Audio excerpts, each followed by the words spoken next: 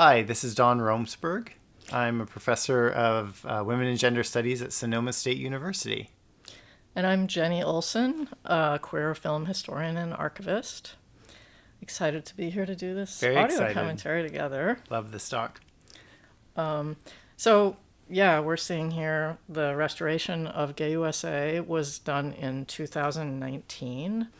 And it's amazing to see how Frameline and Outfest and all these entities came together. And of course, UCLA Film and Television Archive. It's a beautiful restoration, and really excited to give you guys some context about it. And look, there's my name. And so I'm the co-founder of the Bressan Project with Ro Bressan, who was Artie Bressan's sister. And just briefly to say, Arthur J. Bressan Jr. was a pioneering gay filmmaker in the 70s and 80s. This was his first major feature-length documentary, and Artie died in 1987.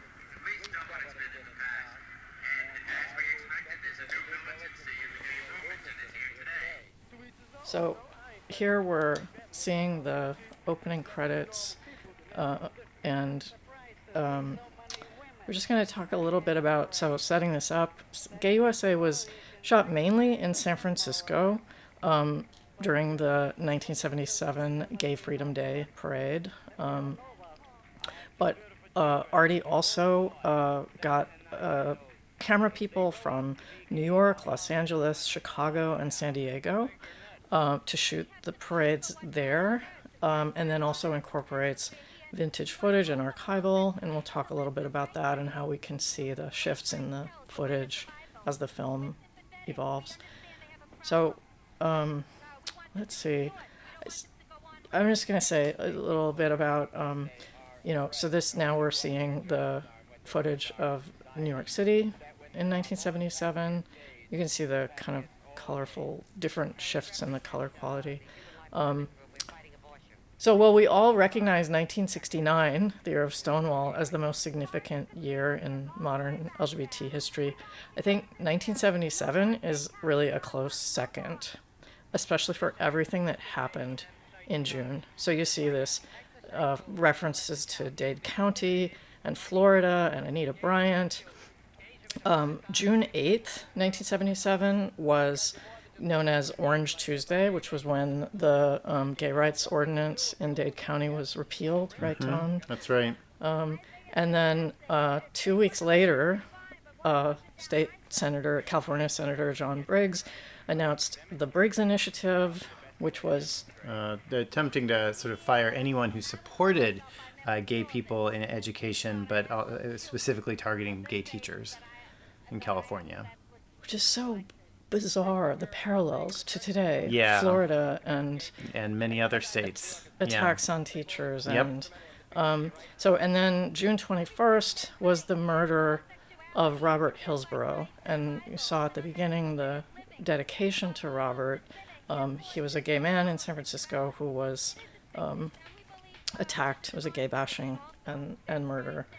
And then June... And there was I should say that there was also, somebody said that they were doing it for Anita, that was actually referenced in the attack. Wow. Yeah. Anita Bryant. So, yeah. And then June 26th is Gay Freedom Day, and here we are seeing the incredible aerial helicopter shot. So this whole sequence of interviews and this amazing, collective portrait of the community at the time. The origins of the film are that Artie, who was living in San Francisco at the time, he went to the Orange Tuesday demonstration on June 8th, and in that moment decided that he wanted to make this film, which meant that he had 2 weeks to get ready and mobilize all of these camera crews. I love these women. They're great. These straight allies. Straight gals, yep. Are so powerful. Yep. And so he, mobilized not just the San Francisco camera crew, but the, all these other crews. to prepare to shoot and, pull it all together. He also he talks about how it was made on a budget of $10,000. Incredible. And, so they shot through them on this day, then they edited through July and August, and it world premiered at the end of August. At the Castro Theater, right? Yeah, it's funny. I have this little thing here that's like the opening night ticket. Oh my God. So I know we're on audio, but as a historian and archivist, I love this. It's the original ticket from the world premiere of Great USA at the Castro Theater, August 27th, 1977 at midnight. All labor was donated. The admission was $2.50. Gorgeous. Love it. And the other best thing is this was actually... From Danny Nicoletta, famed photographer. Daniel Nicoletta, yeah. So more straight allies. Again, this is so moving. And, this reference to... she references... I love how she references... She says, this woman in Florida, meaning Anita Bryant, and refers to the murder of Robert Hillsborough. So great. So I think this woman, just the one that's holding gay rights now, I love how she was like, I was thinking about getting married, but now I don't know if I should because it sounds like it might be really oppressive compared to being a lesbian. I'm like, you go, girl. There are a bunch of the straight people when they get asked where you're like, wait, are they like kind of about to come out? Well, this is the thing, right? I mean, and it's the thing that the right fears so much, is that heterosexuality is so precarious, right? That all they have to be is introduced to LGBTQ people and then suddenly they're transformed, and maybe it's a little bit true. Yeah.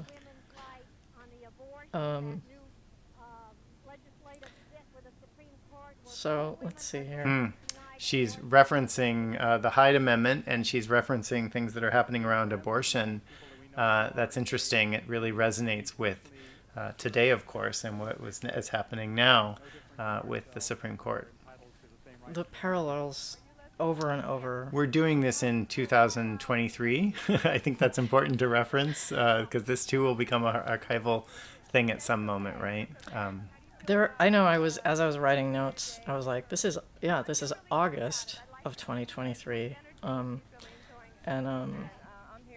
Actually, the other thing I was going to reference this later, but like we did this recording in August of 2020 with the LGBT Historical Society, with us and Robert Baez, the LGBT historian, and with a kind of live presentation on Zoom with other people doing commentary, and it was very powerful. It was very powerful coming together in that moment of lockdown and doing that as seeing this incredible public kind of collectivity and realizing how we could just take that for granted. Now, this homophobe is really interesting because he says over and over again that he believes in rights for gay people. But he also says that we are leading people in the wrong direction. And he has this kind of almost evolutionary argument that he makes about it. And it really resonates in ways with the anti-trans discourse today, particularly around children and the ways in which what we cannot be doing in terms of education, in terms of libraries, in terms of medical care is somehow supporting the expansion of LGBT lives or livability. So rights, yes, but livability, no. Well, and he also has this like nonsense scientific, or these like references that don't make any sense. Yeah, freedom, yes, healthy, no. The concept is fine. Yeah, it's incredible. Yeah, again, the parallels. Yeah, right. We're in a time when Governor DeSantis in Florida, that there's an unprecedented level of anti-trans legislations happening all around the country in 2023. It's been mobilizing for the last 3 or 4 years, and we are absolutely in an intensified culture war right now that has clear parallels with the late 1970s in terms of LGBT history and rights. Yeah. This is Judy Grahn. Judy Grahn is a well-known poet and author and activist. She was actually, she's 83 years old, still alive. She was 37 at the time that she did this. She was discharged from the armed forces in 1961 for being gay. She wrote the book Another Mother Tongue, which is this incredible sort of mytho-historical lesbian opus in 1984. And she really helped. She was one of those founding poets and activists of lesbian feminism from the late 1960s onward. So it's so great that she's here. And this is the first of a number of people that we're going to see that are really prominent in the community, but not necessarily named here, which is interesting.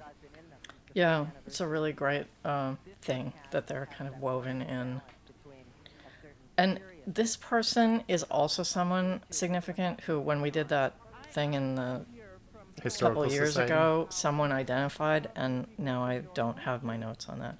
Okay, this reference to orange juice, and now we have these series of, I mean, he includes all these very random people. Look, Pride has a lot of weirdos. And I say that with total love. And here we have one of them. So I wanted to pick up on something from earlier. Also, she's so lovely. Yeah. How she's like getting so emotional. She comes out as bisexual, I think, later in the film. What we were saying earlier about 1977 being this incredibly important year. This is Randy Alfred. I feel like I'm going to keep saying things like this. Sorry to jump back in, but he was a founding member of the NLGJ, the National Lesbian and Gay Journalists Association, was a radio broadcaster, had a gay radio show in the 70s, late 70s and 80s, worked for a lot of gay newspapers in the 70s and 80s. And just for folks to understand, when I keep saying gay instead of LGBT, back then gay was used as kind of a umbrella term for a lot of different people in the community, which is why I'm using that term in this way here. That makes sense. And that's a whole topic in itself, all Indeed. of the ways that we refer to ourselves. I love that the credits don't come in until 10 minutes into the film. And so there was a thing there of... so we get to see the different cities that it was shot in, and most significantly in LA. Pat Rocco did the Los Angeles unit. And did you want to talk a little bit about Pat Rocco? Well, he was really this interesting bridge between homophile movement and gay liberation. LA was a huge part of the homophile movement, the earlier movement sort of pre-Stonewall. But he was also really important in that he bridged homosexual or gay rights with erotica. And he has this sort of, if you look at his footage in particular, there's a way in which it has a kind of gaze that lingers, G-A-Z-E, that lingers on a lot of men's bodies, I think. And I think that's part of his view. Right. That's so interesting, too, because, like, Artie, of course, also was he loved to call himself a pornographer. Like, he actually made many amazing gay adult films. And had a really powerful ethos about, the connections, and his porn is so political. Mm-hmm. And his sense of, sexuality as being this important, vitally important component of things.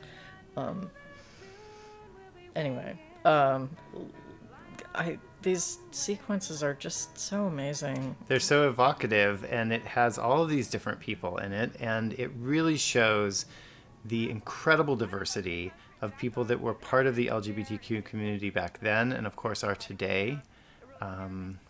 There's the boycott Coors sign. One of the things we talked about when we did that Historical Society event was how unusual it was, the lack of corporations and corporate floats in the parade, right. The lack of barricades. Yeah, that's the only reference to corporations in the entire film, right? Is a boycott. Yeah. Right. All right, let's see. I was starting to say the thing about 1977 being such a significant year is also that, that just a few months later, after the premiere of Gay USA, Harvey Milk was sworn in as San Francisco supervisor, becoming one of the first openly gay people elected to public office. And this anyway. So this sense of 1977 as such a significant year. Mm-hmm. Let's see, where are we here?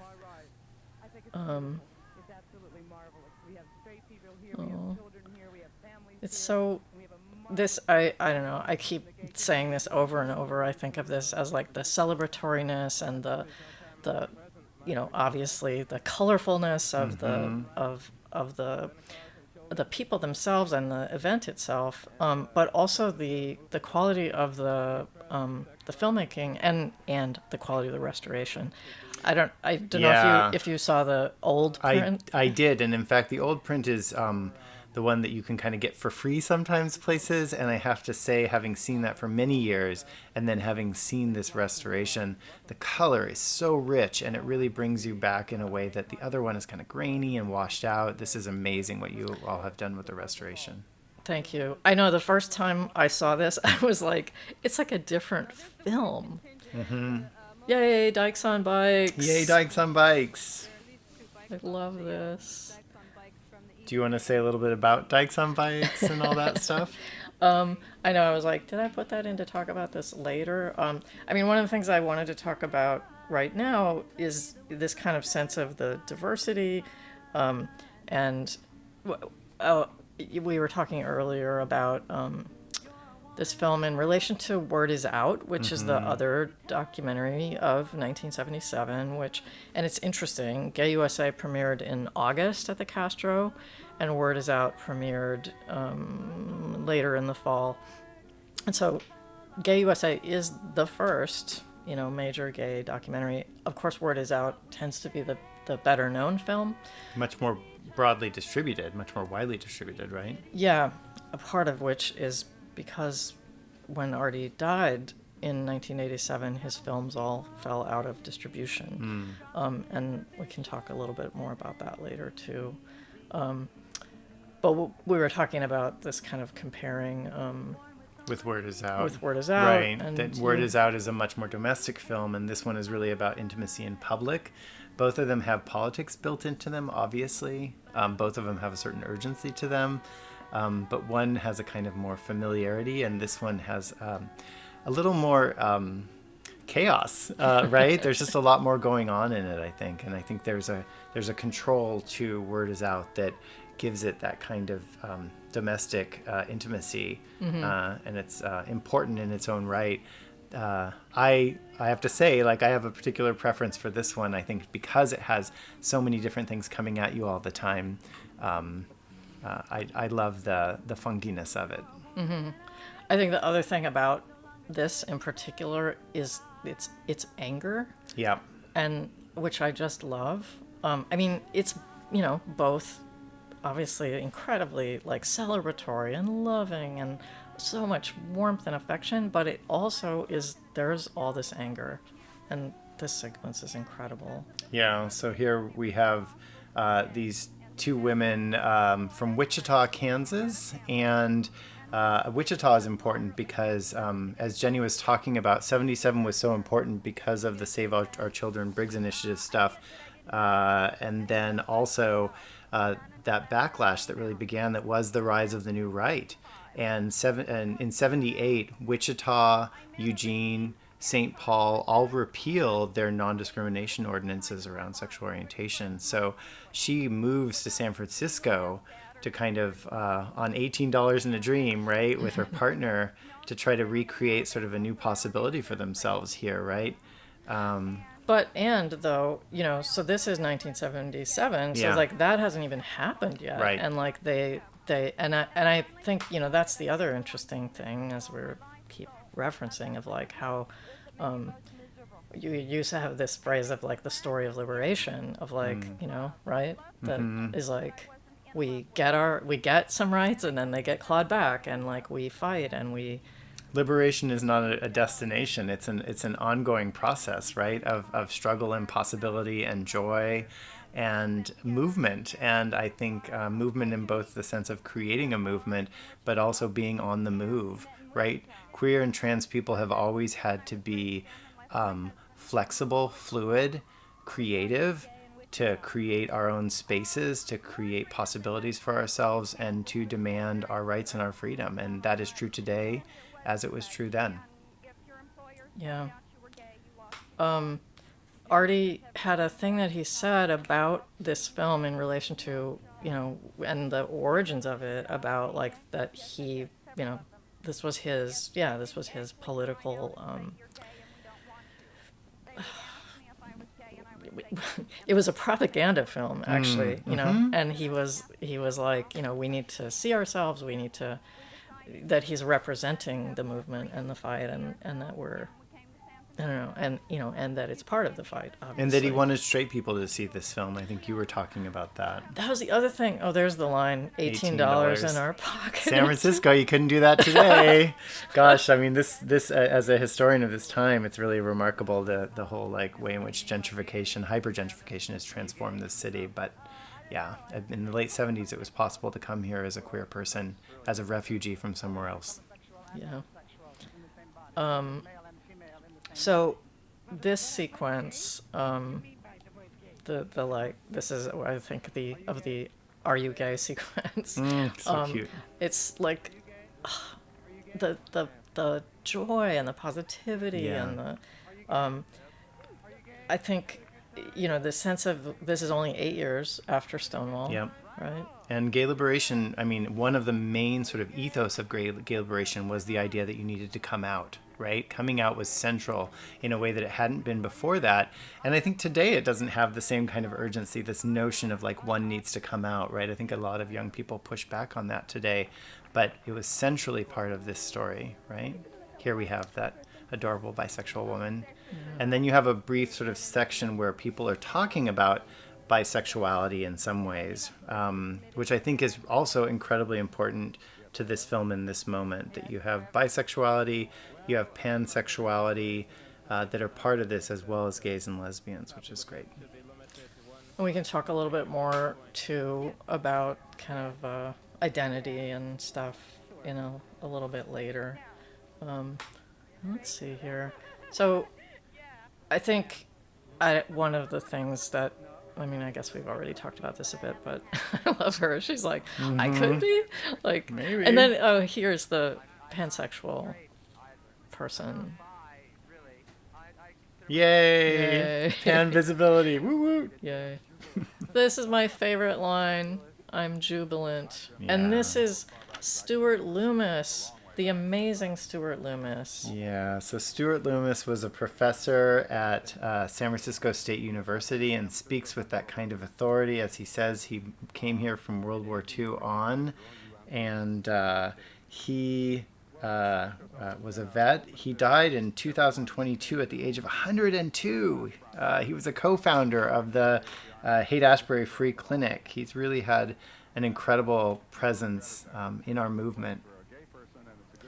And he was a good friend of Artie's, and he actually provided the funding for Artie's final film, the 1985 film Buddies, which was the first feature film about AIDS. And his papers are at the LGBT Historical Society. That's right, yeah. There's so many ways we can think about the Historical Society. We'll talk about them a little bit more at the very end, but they're all over this thing. So here we go. He's going into the history montage. This is incredible what he does here. So this is the footage from the 1970 Christopher Street Liberation Day Parade. Yep. Shot by Lily Vincennes. This is all at the Library of Congress. And Lily just passed in June of this year, right? Age of 85. She was involved in the homophile movement. Mm-hmm. She was one of the founders of the Washington Blade, LGBT newspaper. Mm-hmm. So I love how, over and over, this is, the film is just like kind of effortlessly incorporating LGBTQ history in this context of, here we are in 1977, contemporary, here's just footage of the parade, us people being gay, and it's like, okay, here we go, we're sending back into the history. And of course it's interesting that it's like, okay, here we're telling the history of Stonewall from not that far away from not even a decade out. And it's great. He references, he says the bar, I don't know if we already saw this part, but where he says did. the bar folks, the drag queens, the street kids, a movement was forged. Yeah. Out of the closets into the streets. He just said that. Yeah. Yeah. The idea that the early marches were very spontaneous, right? People just kind of came out. That's true, and it's not true. As a historian, I will say that it took a lot of organizing to have that kind of spontaneous movement happen, not for the Stonewall riots themselves, but for basically all of the parades and festivals that happen afterwards. And that there were individual gay people who kind of got their shit together and were like, we're going to do this and we're going to organize this. Okay, so you see, now we're seeing Hollywood. This is actually Pat Rocco's footage of the LA gathering in 1970, the equivalent of Lily Vincent's footage. And there was a much smaller, funkier one that happened in San Francisco, but it was not organized. And then the day after it happened, there was like a gay in Golden Gate Park. Right. They had an elephant. We didn't have an elephant. We didn't have an elephant. I don't think we had cops making out either. No. I'm sure we had things There that were probably looked some like hair fairies and queens, yes. Yeah. That's a lot of cops. Yeah, I think they. Oh, those are not actual cops. Not gay cops. Not gay cops. So now this now is Artie's footage from 1972. So Arthur made, so this is Polk Street. Great. Arthur made this film called Coming Out in 1972, shooting this was the first like organized SF event, which was Right. called it was also called Christopher Street West, San Francisco. Right. Yeah. And then came to be known as Gay Freedom Day. I don't know when it changed to Pride. This is so great. I'm just going to say here in Artie's 1974 adult film, Passing Strangers, he has a thing where he has the characters go to the Gay Freedom Day parade when it's still on Polk Street. And so they're like, as characters walking in the parade, before they go off and we get the actual porn sequences. And then this is the footage. It's so powerful to see the footage of, City Hall and people at City Hall. And then, in a minute, he's going to compare it to the footage of 1977 and see, like, what were the numbers for the... There were about 2,000 marchers and it's like 17,000 folks in 72 all total that were there, and then 250,000 in San Francisco in 77. So huge difference. Wow. So I think in a minute, actually, I guess we might have a couple minutes, and then we'll get those shots compared.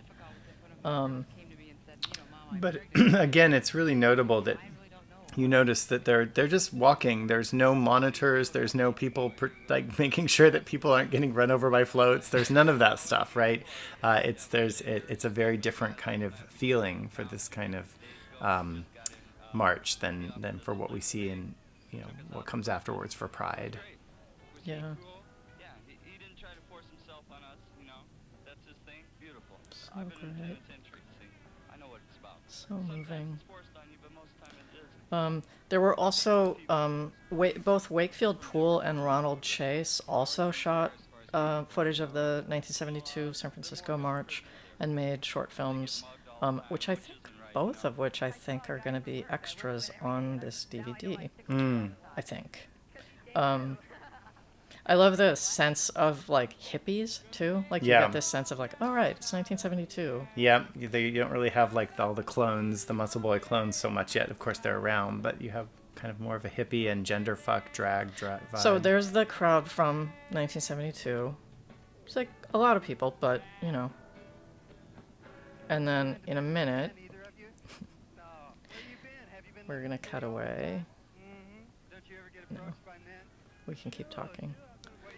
I'm just caught up by looking at all these people. They're so great. I love this sequence because it's these like close-ups of all their faces, and and look at they're so joyful. They're so joyful over and over. dreamy and funky.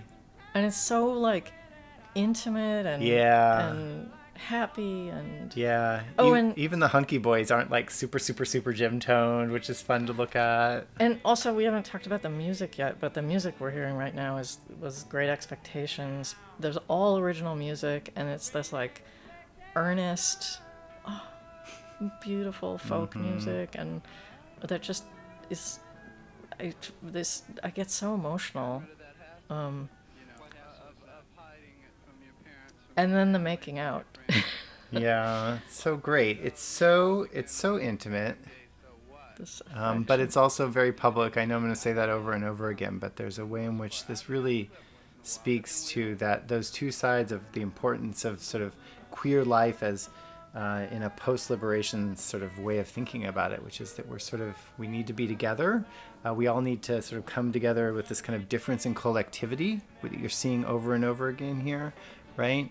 It's sexy, it's intimate, it's personal, it's political. That guy looks like Charles Manson. I don't think it is. Okay, there's the small crowd, there's the big crowd. The comparison, small crowd, big crowd. Great. Right? Like, God, that's a Great. lot of people. Yeah. 250,000 people. All right. And now, coming out of the black and white, too, is like you see really how vibrant and colorful and bright this is. And again, the restoration makes that Yeah. so vivid. Yeah. So incredible. So, I wanted to say, when we did that Historical Society event in 2020, Randy Alfred was there, which was so nice to have so many people attend, and he talked about the importance of Artie's adult films, and we talked about the thing of how Artie shot the Passing Strangers characters going to the parade, and this like merging or like inseparability of gay sexuality with gay political ethos, and and the movement, and again, the personal is political. I think it's also, so much of it. Obviously, there's this poignancy to this is 1977. This is pre-AIDS, Right. and which just in and of itself is so moving. Yeah. I mean, it's striking to me when you see crowds like this, right? If you look at them, there are a lot of white people, but there's also a lot of diversity in this film. Some of it is very intentional diversity that's put into the film, and we might talk a little more about some of that later. But it's also just like the sheer diversity of the folks who actually are here at the parade and at the event, which is, I think, great to see. Yeah. Oh, right. So, do you want to talk about the lesbian mothers movement? Yeah, sure. Yeah. So, I mean, we hear a lot about children in this whole documentary, but I think it's really important to understand that lesbian mothers were having their children taken away from them because they came out and went into relationships with women, and in the divorce and custody proceedings would lose their children. And that created this legal movement to protect the rights of lesbian mothers that becomes the beginnings of what becomes the National Center for Lesbian Rights, which is, of course, one of the most important LGBTQ legal advocacy organizations that we have today. And there's also a real language. Sorry, let me Go interrupt ahead. you and say this is Artie. This is Artie's voice talking about what happened in Florida. That's great. Which is really lovely. Mm-hmm. And again, a resonance with today, right? Yeah. Florida then, Florida now. It's really something. Yeah. But you were saying about the lesbian mothers movement. I was just going to say that a lot of the women in this piece seem to talk about how they kind of came into a recognition of their own lesbianism through connecting with another woman, having these feelings they didn't know anyone else had, and then they realized they came out of marriages or they came out of many relationships. I stand this straight ally. She's so awesome. Yeah. But the ways in which they're talking about kind of coming to consciousness about being a lesbian is really resonant in sort of the idea of consciousness raising that was central to lesbian feminism in the 1970s, right? Well, and central to the women's liberation movement. Indeed. Yeah, exactly. Yeah. I love him. He He's makes great. me cry. It's so moving. Yeah. And her. They won't need shrinks. Okay, and now we're going into, again, another incredible original gay folk song by a gay artist, Tommy Talley, saying yes to being gay. And this sense of joy and affection. And I love these sequences, too, with the banners where it's like, oh, you know, Yeah, and you've got like smash male supremacy. You've of course got the boycott stuff, but I love the separatism stuff. That really speaks to how, right? Like you have lesbian separatists marching with gay men in this parade, right? And that's what that's what Pride was and is in some ways all about at its best, is this kind of diversity, like community built through diversity, not through sameness. yeah, and like that comes through in so many ways with the there's like all these examples of interviews that he's doing where it's like one person says this thing and another person says the exact opposite thing, or like some unpopular opinion, but it doesn't take like a perspective on it. It's just Right. like, here's this, here's that. We're not gonna tell you what's the right thing. Yeah. You know. Here we are in another one of those amazing intimacy montages that I love. Right, and this is now we're back in LA again. You saw the Christopher Street West sign. I think this is This Pat. always reminds me of the movie Grease, which I think came out the next year. Oh, yeah. Okay, let's see. So I don't know if so I wanted to talk about the history of the negatives and the materials and how. So when Arthur died in 1987, Bressan, his sister, donated everything, just boxes and boxes and boxes, to Frameline. And all of that stuff sat there. And actually, when I arrived at Frameline at the end of 1991... Do you want to say what Frameline is? Thank you. Frameline is the organization that started and still runs the San Francisco LGBTQ Film Festival.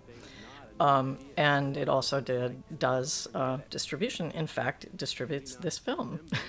And but mainly it ran the Gay Film Festival, and was very connected to Artie and Artie's films. And so Ro donated all of Artie's work and materials to Frameline. And it was there at Frameline. It's a very long story, but we ended up losing touch with Ro for many, many, many years. And it was actually not until 2018 that I finally re-found her. And that was when we started the Bressan project. We restored and re-released Buddies and started this kind of process of restoring and re-releasing all of Arthur's films. That's great. Yeah. It's amazing what, I'm going to say it again. It's just amazing what a difference this is from what it looked like before. The religion stuff here. Yeah, there's been a whole montage that we've just seen here of conversations about religion, and you see in it both critiques of institutionalized religion as well as people who are connected to religion and who are Catholics for gay rights. You have Dignity, you have different LGBT or gay organizations that are what we would now call welcoming faiths, right? I don't know what that sign just went by. That was a confusing sign. But but here's another great example of how, he decided to bring in homophobes who are saying anti-gay things based on their beliefs in religion that they then want to impose on other people. And then you have this other guy who's talking about the idea of separation of church and state, the Constitution. And of course, this is incredibly relevant today when the so-called religious right to discriminate is being carved out more and more by our Supreme Court.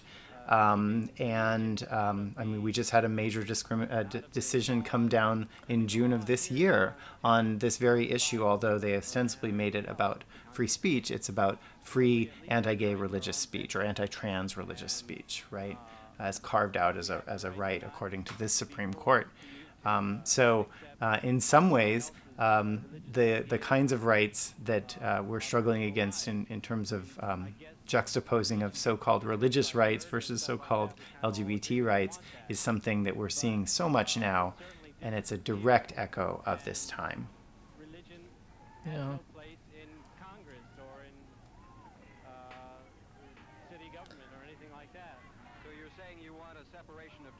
So I think Definitely. We've been promised that a long time now.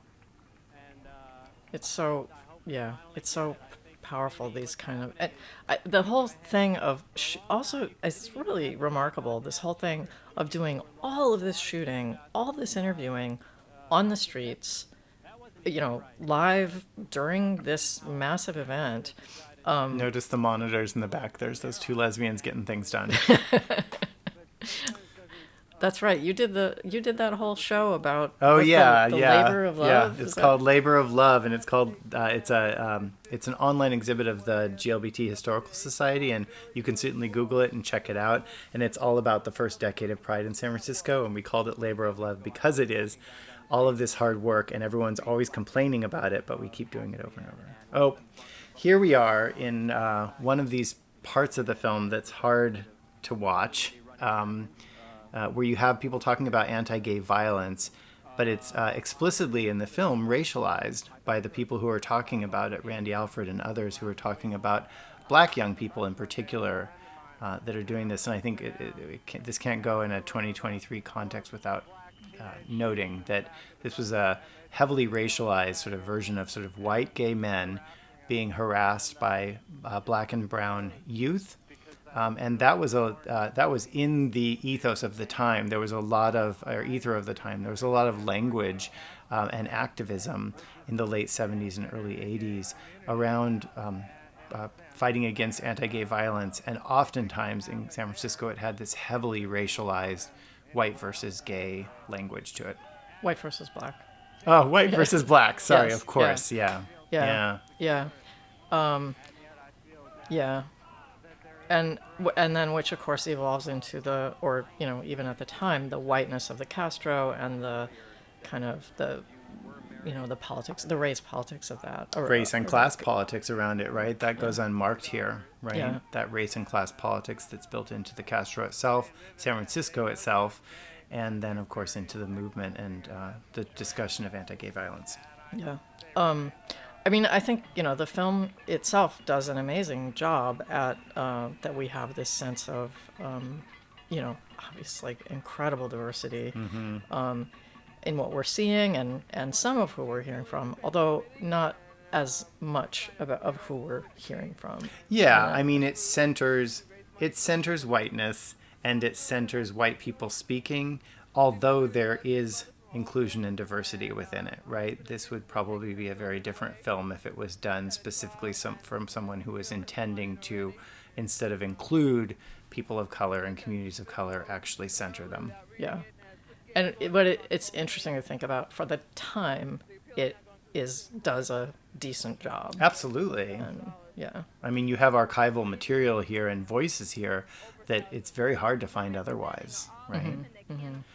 Dykes with Tykes was about lesbian mothers, and it's a riff on Dykes on Bikes, which I think is great, right? Here's this truck flatbed where you could have your kids safely as opposed to the dykes up front riding their motorcycles. This is more about the lesbian mothers movement here. Right.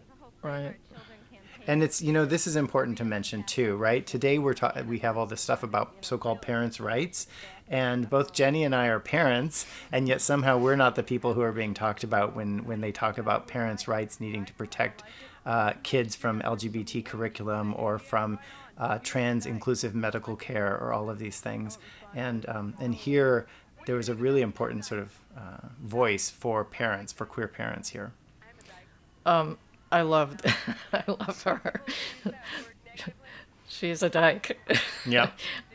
You know, and of course these conversations about like what terms we use and what, you know, who feels upset by them, or, you know, and like even now people are like don't like the word queer, you know, especially people who came of age during this time when queer was a very bad slur and is triggering to people.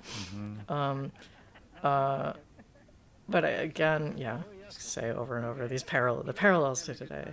Yeah, and I think like the language around dyke is one of those things, right? That things change over time, and the labels that we all use today are not necessarily the ones that people will use 20 years from now, 30 years, 40 years from now. I think that's also an important thing to note. Yeah. Just looking at my notes here. So, let's see. This sense of terminology. I love this thing, how like, it's like I love the editing of this particular sequence. Me too. The back and forth. And like the fact that this was done, also edited, all the post-production was done in less than 2 months. Yeah. With all this material. And like some of it, I mean, the editing in particular, Artie did the editing, is so seamless, and you're just like, there's this velocity, right? That's a great term for it. We're just like moving along. And you're right, like the ways in which these two different interviews are paired back and forth with each other is so great, and there are so many of these sequences where the editing is so tight and intentional that it, you know, if you're just a casual viewer, you won't even think about that. It just will kind of carry you along in the story. But it's so well done.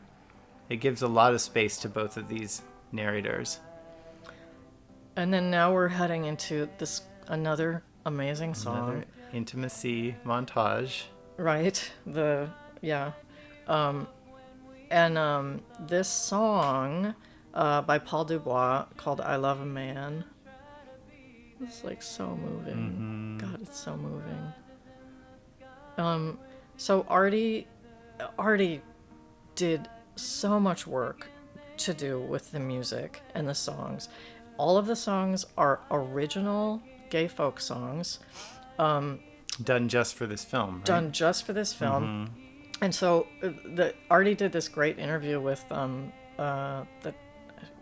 I can't remember the exact interview, but it's available on J.D. Doyle's Queer Music Heritage site. In the interview, he says that he said to Paul Dubois, "I need a song that can play over men kissing in the street." And that's, perfect. It was. I love that Look shot. at these cuties. These just like so sweet. It's so sweet. I know this movie is expressly not like hypersexual, right? Which it's interesting, right? Oh, here's some of the like kind of sloppy kissers. These are the ones that chew each other's face. Yeah. you realize that back then people weren't as self-aware of what it looked like on camera when they were kissing, I think, as we would be today.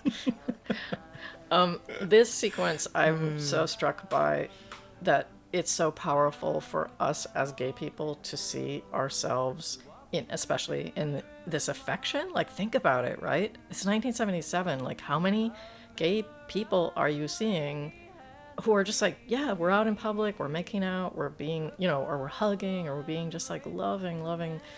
And so how powerful that was for gay people, but also for straight people. Yeah. And to be like, oh, these are nice people, whatever. Right.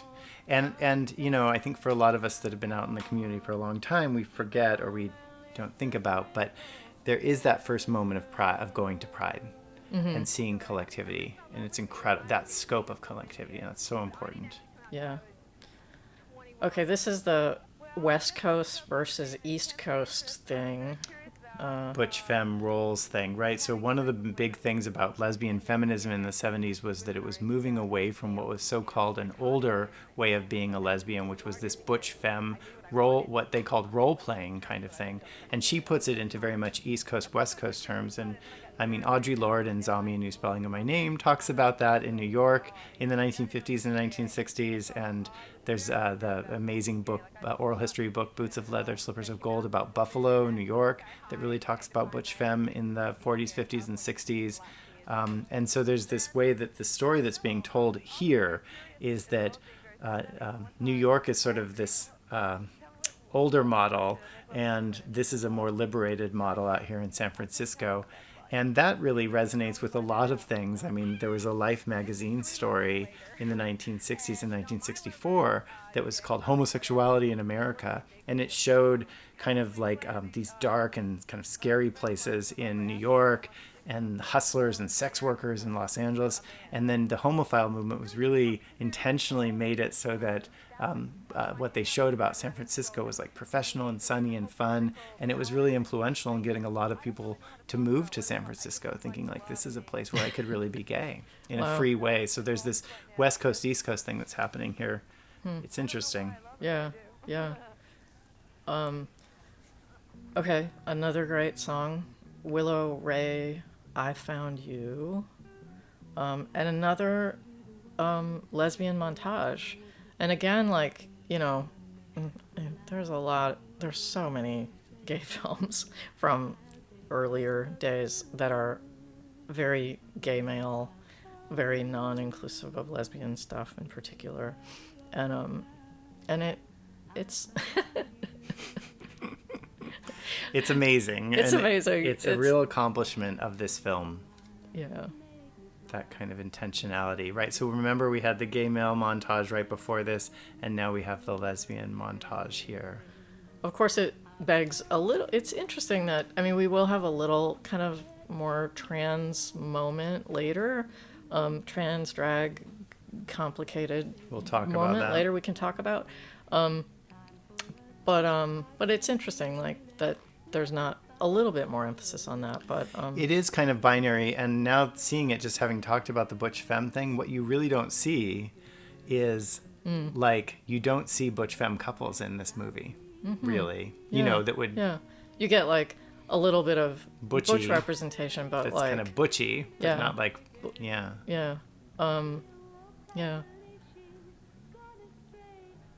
Oh, these are other bad kissers. No offense if you're these people. I'm sure you're lovely. I'm sure you had a great day. At the same time, at least they are like, you know, they look like they're totally oblivious They that are there's super anyone else into around. it. They're just They're like, having a great time. that's awesome. So, let's see. So now this is I had in my notes that we were going to see 1974 March footage again, but no, we're still 77 here. Yeah. I think you were going to mention something about Artie's interview where he talked about Oh, right. 77 is the last of the underground parades. Yeah, he had said this thing in an interview. He said, in 1977, when we made Gay USA, I figured it was the last of the underground parades, which doesn't feel very underground. It feels very, you know, God, it's so huge. But I think what he meant was like this, you know, this shift in the politics. And then he says, like, 1978 felt more above ground. My new fear is the co-opting of the movement, gay life moving into mainstream America. I'm worried about the movement forgetting all the things it learned the hard way, like looking out for one another. Again, that's so important today when there's this obvious attempt from the far right to try to cleave off trans people from lesbian and gay and bisexual people, as if our rights are somehow not intimately interconnected with their rights, right? Wow. Yeah. And of course, there's this whole history of... Oh, here's Pat Parker. This is the best. This is the best.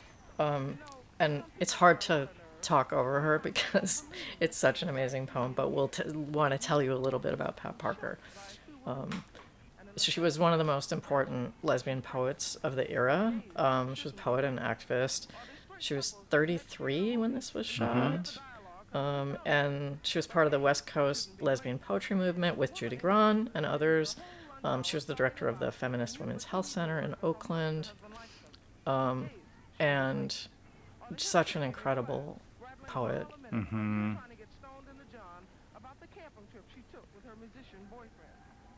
It's such a great poem. Okay, shouldn't be blatant, and it's so great here, right? Yeah.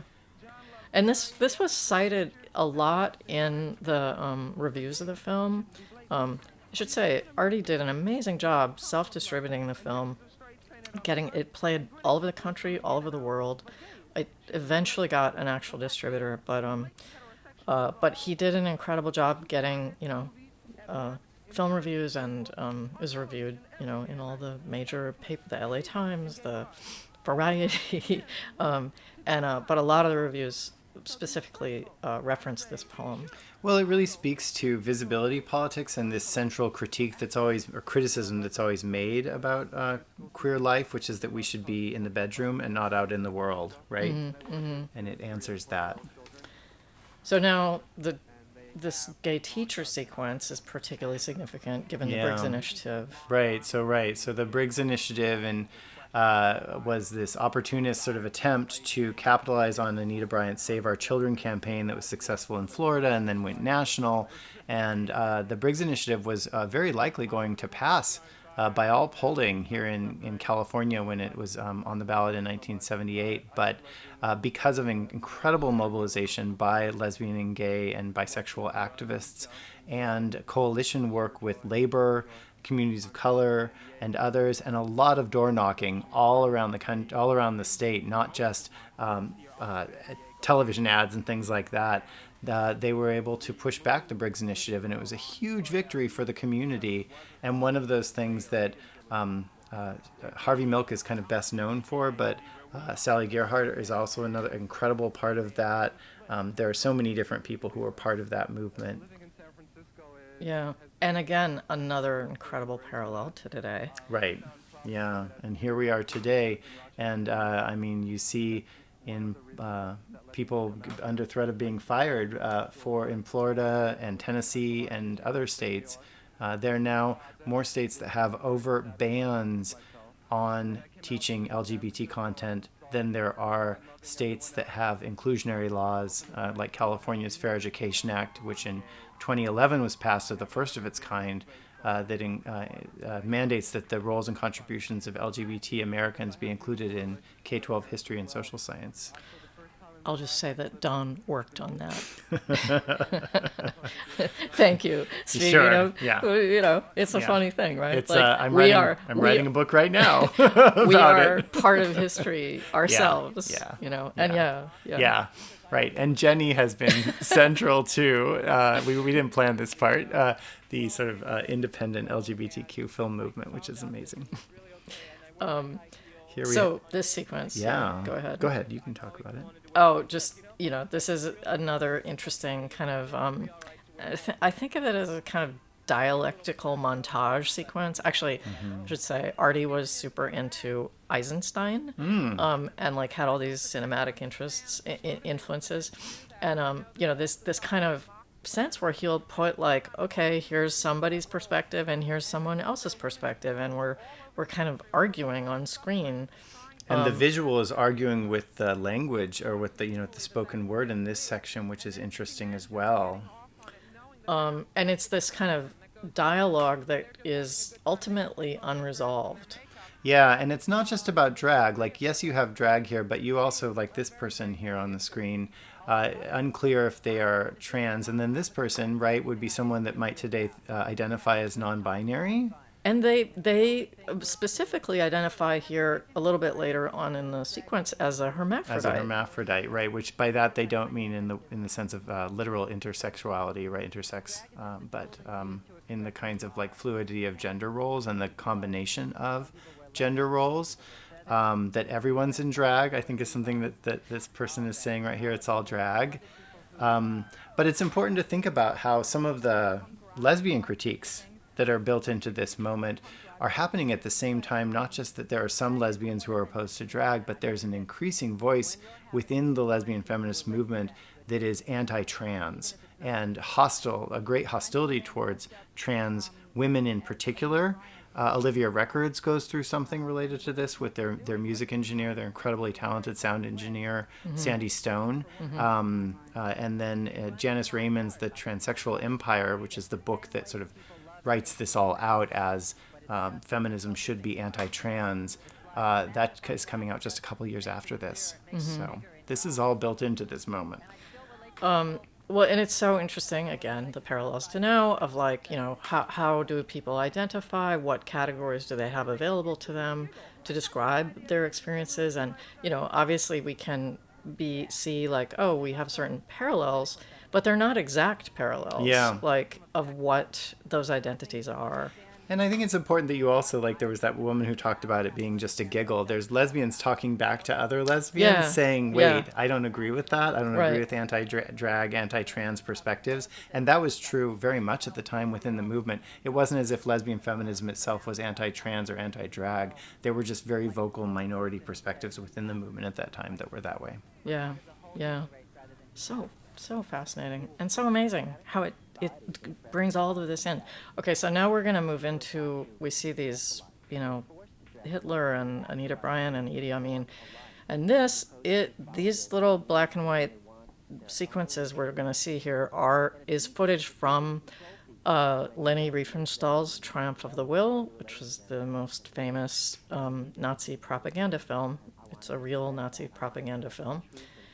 And this is a very weird sequence, and to me it's like the strangest sequence in the film, and I'm honestly not crazy about it. And I don't know, I feel confused about what it's trying to say, honestly. Right. I mean, it clearly, like, what it's trying to say, I think, is that, right, it's juxtaposing, like, lesbian and gay, right, pride celebration, Gay Freedom Day stuff, as like individuals coming into collectivity through a celebration of their collective difference versus like herding the sheep and sameness, right? And like the way in which like one is a movement of many different peoples coming together, and the other is difference being squashed out by like a totalitarian or fascist kind of regime, right? But you're right that there's a real, whatever he intended, there's a real ambivalence to the ways in which it's put forward here. I think I really, really appreciate what you just said. And like, as you say that, I'm like, oh my God, yeah, okay, I get it. That makes sense. Actually, that is what he's trying to say. I think it's just that the seeing the footage, the Nazi footage, is just so upsetting. It's almost like it creates a kind of chaos in my head. Right.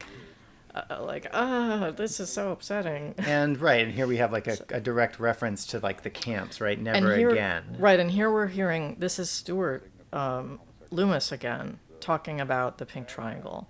And this is, I said this earlier, is like how amazing it is that this film just kind of effortlessly weaves in all this whole LGBT history lesson. And that he uses Stuart to do that.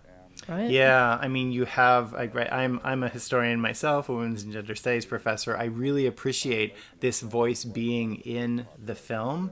It also speaks to how young the scholarly LGBT history movement was at the time. Right, we are now 40 years plus into that movement, but at this time, it was just at its infancy. I mean, really, the first scholarly publications on lesbian and gay history were coming out at this time. And of course, Jonathan Ned Katz's amazing Gay American History primary source compendium was also coming out around this time.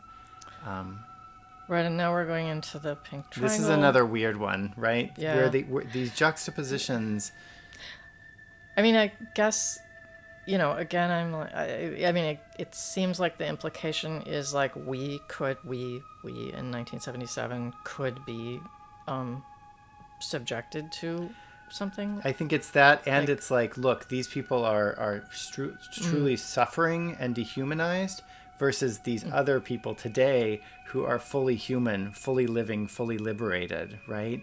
But there's an ambivalence because there's nowhere else in the film where you have this kind of older oppressive footage, and for it to show up right at the end like this is disorienting, I think, as a viewer. Yeah, it's and then it is nice that it then comes out into this sequence and this kind of the premise of like bringing together the sense of where we are now and where we came from, and but like this question about gay people from history. And there's Judy Grahn, who of course had her amazing folk history, right, Another Mother Tongue, come out a few years after this.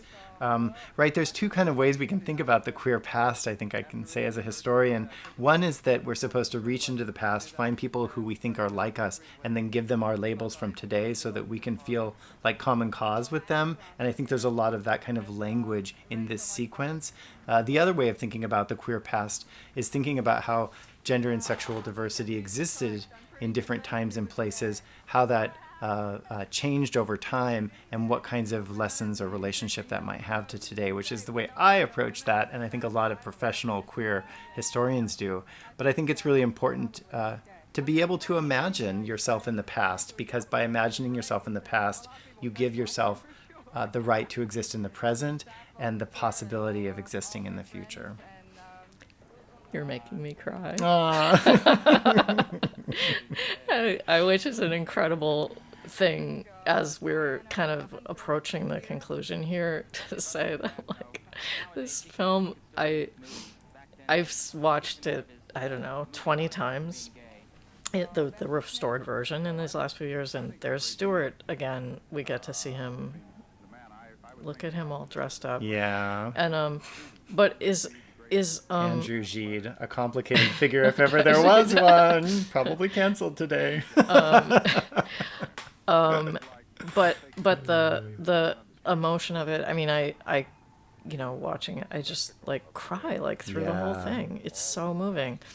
And again, these banners that like represent like this, that, like, diversity, Native American, places, families, school workers, children, deaf signing. Yep. I love that. Like these little, just drop in little amazing. Latinx people are throughout this film. Yes, the gala banner, and now what Stewart is saying, this whole sequence of what he's saying is so incredible.